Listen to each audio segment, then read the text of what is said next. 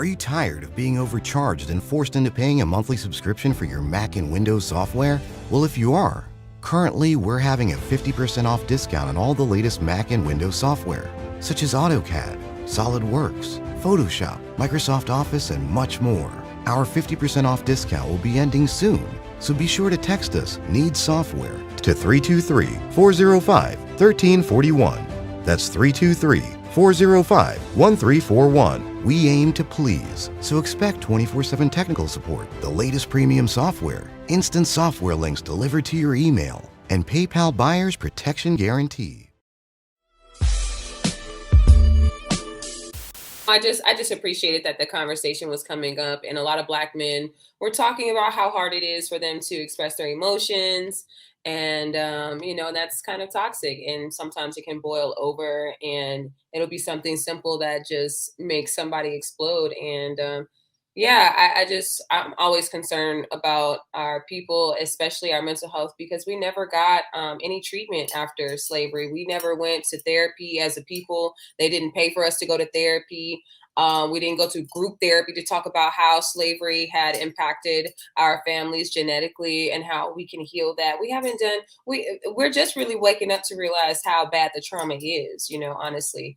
And so, I just really appreciated that. And whether, oppression, period, whether you with the slavery thing or, the fact is we're oppressed and we have been through it and we have been terrorized for hundreds of years. And, it's something that I'm happy that more people are talking about, and hopefully more people are actually seeking therapy and getting help. So, you're a Black man. Tell me what you think about Black men and mental health in these times. I mean, I feel that we live in a mentally ill society as a whole. I think the Black men are mentally ill, Black women are mentally ill, white men are mentally ill. All these motherfuckers is mentally, like, everybody's mentally ill to some degree. And through that mental illness, I feel that certain things are being construed as toxic or negative, where certain things are natural. Case in point, like fighting and roughhousing.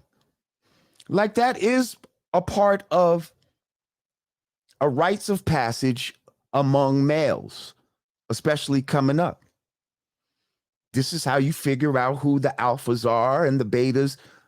That's not just the only way, but that's one of the traditional ways. It might have been wrestling or, you know what I mean? It doesn't have to be the extreme of killing each other. See, that's where it's gone wrong, where now we're shooting each other and all this type of shit. But, a good game of King of the Hill, you know what I mean? I think you're absolutely right. Socially helps to organize the group and put people in their respective social places. And so certain things I feel like that they saying is toxic masculinity is actually fucking mentally ill people trying to diagnose some shit that they don't even fucking understand. Or basically it's, again, the artificial people trying to take natural things and make them unnatural and then make their unnatural shit seem like it's natural. Yes? No, I feel that. So we just got to be careful sometimes. You know what I mean? Mm-hmm. Like, no, I feel you on that. I feel like you have there's like some hesitation for you to talk about Black mental health because you don't necessarily want to say that we should be talking about Black mental health just because we'll appear to slap somebody for. Now, I absolutely agree with you on that. I think that's one of the reasons why I was like, this is not a big deal. Like men do stuff like this. Why is this? But there's such an attack on Black masculinity. But at the same time, in relationships, and a lot of our relationships aren't working. And I think that's because a lot of us need mental health, men and women. We all need some some therapy, some healing. We need to figure out who we are. A lot of us don't even know who we are. So I absolutely agree with you on that sentiment, because Black masculinity in its raw form is absolutely important. And we should allow Black masculinity to flourish how it naturally should flourish. So, we can know who's who, and we can understand, that their nature is set up for a reason. Like you said, it kind of puts people in certain perspective. Okay, this ain't your job. You're not necessarily the leader, but you can support here or here. So I have to agree with you on that sentiment. Yeah, because this guy just wants to twist, you know what I mean? He just wants to twist everything around.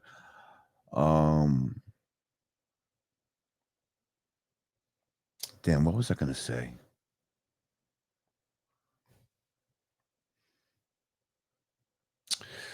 Because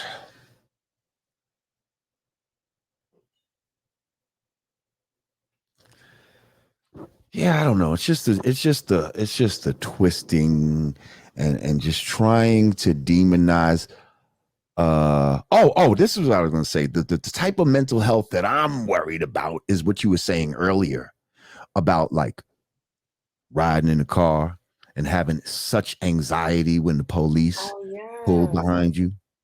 Yeah. Like anxiety is part of your mental health. Anxiety is not natural. We shouldn't have these anxieties just because, somebody pulls behind you. Like, what's that about? This is the type of mental health that we really need to address, and that has no genders. I mean, even though probably males feel it more, but I know females feel it too. Yeah. You know what I mean? Mm-hmm. Look at a Sandra Bland. That's a sister that got pulled over. You know what I mean?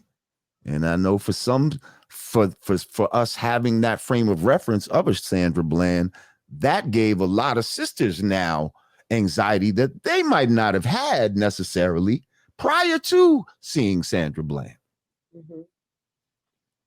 Yeah, it's a constant onslaught on our senses, especially on social media, especially for those of us that are especially tuned into the Black community. There's a lot of pages that will constantly post, where we're getting brutalized by police, or where something isn't going in our favor, where there's some injustice happening to Black people. And it really wears on your energy. It's like, damn, it almost give you a sense of hopelessness, and anxiety. It's like, damn, I can never get out of this. This is stressful. How do I do it? How do I do it? And sometimes we just need to get back to nature and just tune in, tune out, But yeah, no, that's real. We it's so many constant onslaughts on our senses and our nervous system here, and really all over the world. But it's a lot we should be working on as far as protecting our energy, if nothing else. Absolutely. Do you have how do you protect your energy? What do you do to try to protect your energy? Man, I got crystals all around me, swimming bowls. I won't get on social media for certain amounts of time during the day. I'll just block out like, okay, 4 hours, I'm just going to be working. No phone, no social media. I make devices that absorb radiation, that absorb toxic energy and put out a lot of healthy energy. So, having orgonite around is always nice. Being very healthy, making sure I eat right, so that my body can physically take the anxiety of this world, can deal with it in a better manner, rather than feeling overwhelmed or constantly overwhelming my senses. But yeah, just being holistic and being mindful, being very aware of myself and my own energy, knowing when it's too much for me. Why do we need to block out these like EMF? Like, what's wrong with that? Like, I mean, aren't cell phones and stuff swell? Like, isn't like Wi-Fi, isn't that the greatest? Oh wow, Like, yeah. So technology and shit like that. Like, why would I want to even block these rays?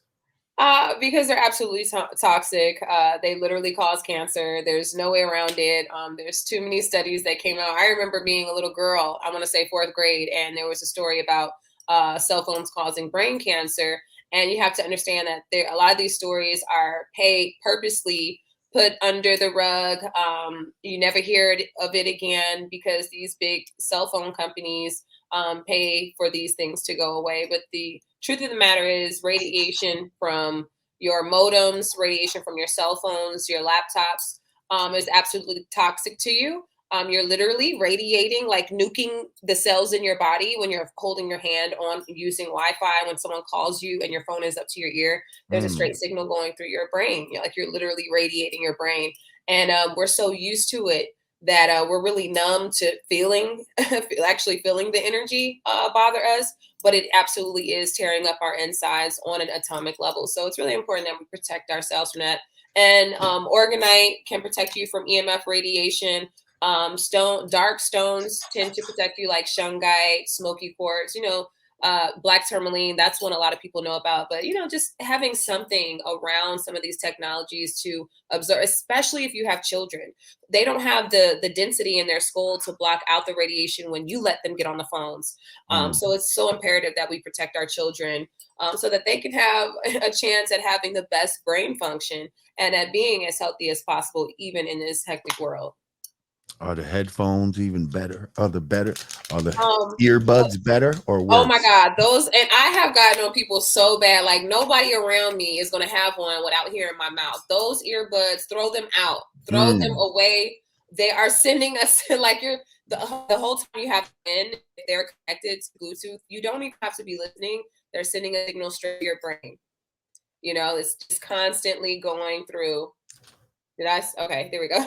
It's constantly going through your brain. So you're just sitting there just nuking your brain the whole time you have these things, these pods in your ear. It's so bad for you, but because it's so trendy, people will still wear it. Beware of that trendy technology. It tends to be the most dangerous. I mean, all this fucking technology is trendy. You know what I mean? Because they're always coming out with something new, it seems like.